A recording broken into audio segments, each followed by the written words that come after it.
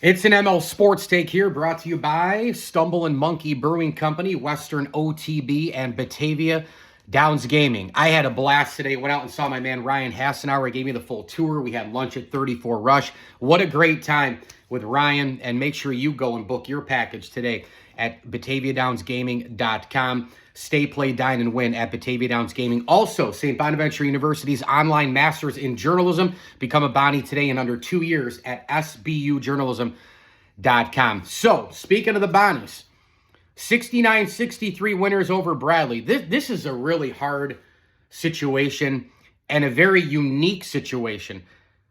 Can't ever remember kicking off a season at, 11 a.m. on a Monday. I mean, I'm an early lunch guy, but could have had a little breakfast at 10:30, right? A little brunch, maybe some French toast. And oh my goodness, you look up and it's tip-off.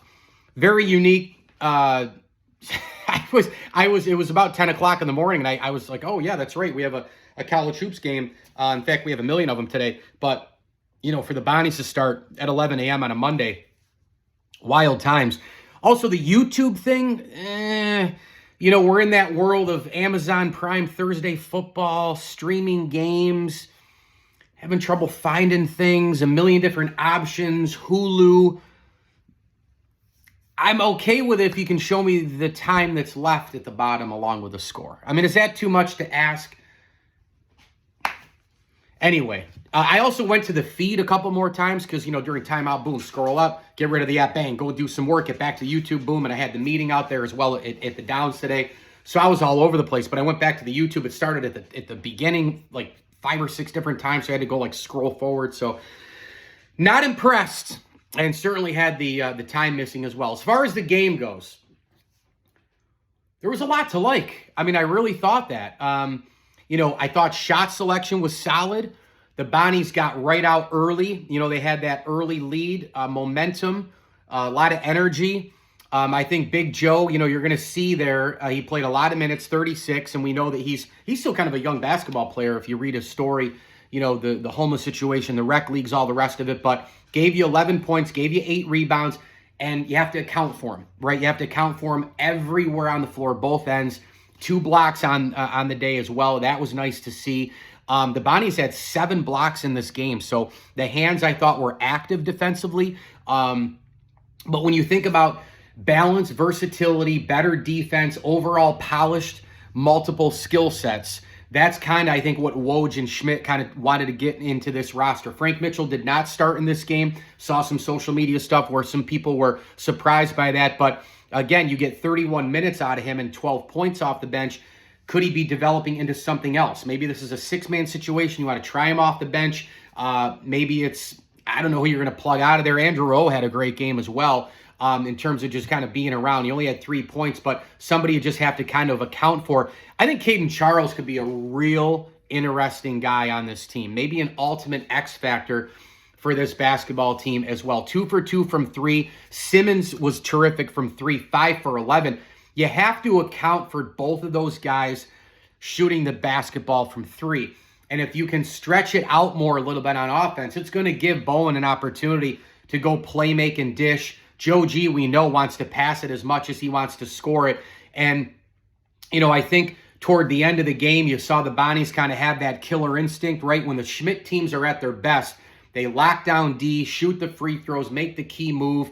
Bradley got a stop, and then they threw the ball away, right? But Bonham made some big clutch shots down the stretch, no question about it. Simmons was 7 of 17, from the floor overall, and 5 of 11 from 3. So he was just overall efficient.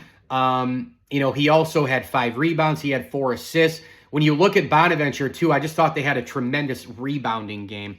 And, if you're going to get a little bit more rebounding from this group than last year, think about how many of those second chance points, went to the opposition, and they ended up getting, a basket. You're like, oh, geez, here we go. Bonnet closes out. They finally get a big stop. You think it's a miss. Ball comes back out. The rebound goes long. The guards don't close, or a big man doesn't box. Something happens over the last couple of years.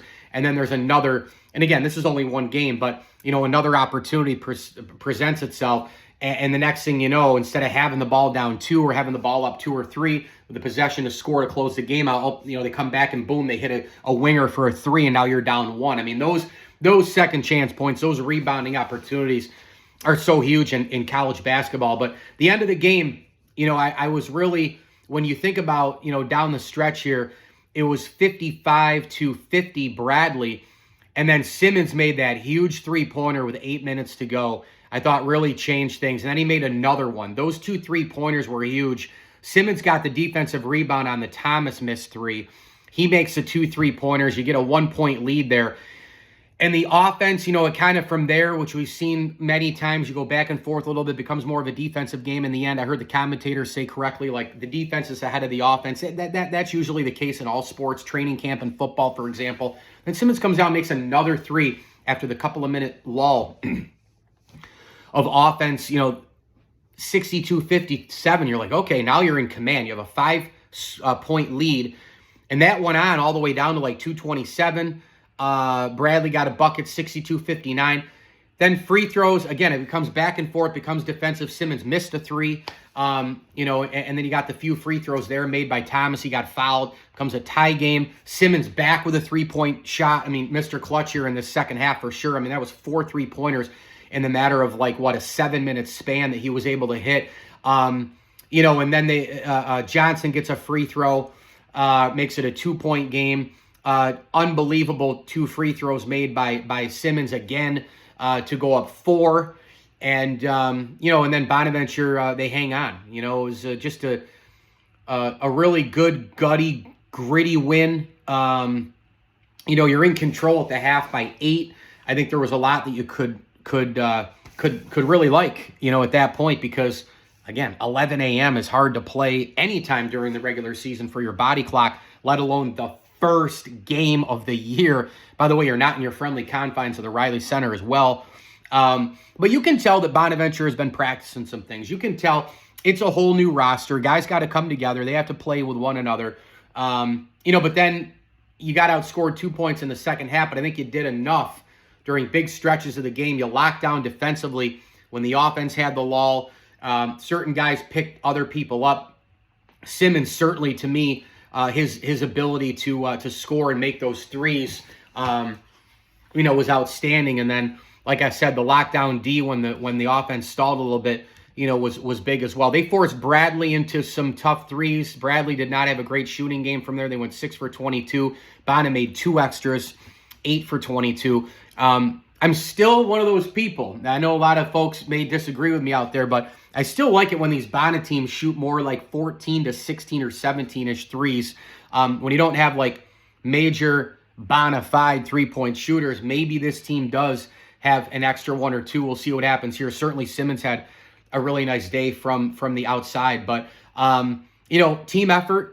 9 guys played. Mitchell, terrific and impressive off the bench. I mean, he was a rebound away from a double-double.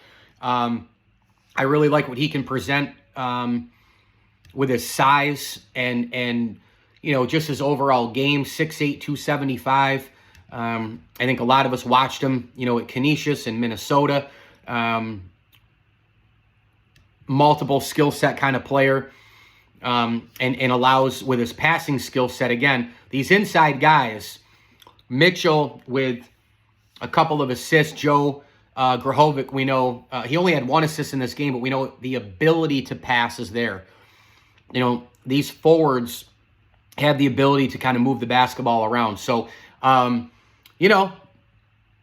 think overall, a Bonner win by 6. A scrappy Bradley team that has a pretty good reputation for winning on all surfaces. They've had a tournament history as well and knocking some people off. So, and again, I know every year is different with a different roster, but you look at the name and you think certain things in college basketball.